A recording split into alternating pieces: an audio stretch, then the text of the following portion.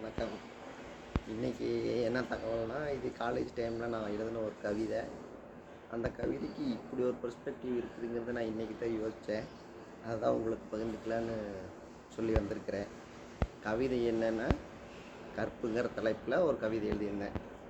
என்னென்னா, இதிகாசங்க புராண கதைகளை வச்சு அந்த கதை இருக்கும். கவிதையில் என்ன இருக்குன்னா, பாஞ்சாலி தனது கற்பை நிரூபிக்க கௌரவர்களை கொன்றாள். கண்ணை கற்பை நிரூபிக்க மதுரையை அளித்தாள். ஐயோ பாவம், சீதைதான் கற்பை நிரூபிக்க தன்னையே எரித்து கொண்டாள் அப்படின்னு அந்த கவிதை இருக்கும். ஆனால் இன்றைக்கி தான் தோணுச்சு, பாஞ்சாலி நமக்கு தெரிஞ்ச 5 பாண்டவர்களுக்கு பொறுமையாக இருந்தாள்.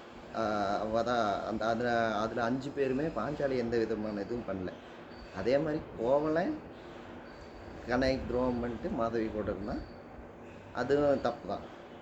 ஆனால் இதில் தம்மனையே தானே சந்தேகப்பட்டு எரிக்க வச்ச ராமன் தான் ஏகபத்னி விரதன் எல்லாத்தாலையும்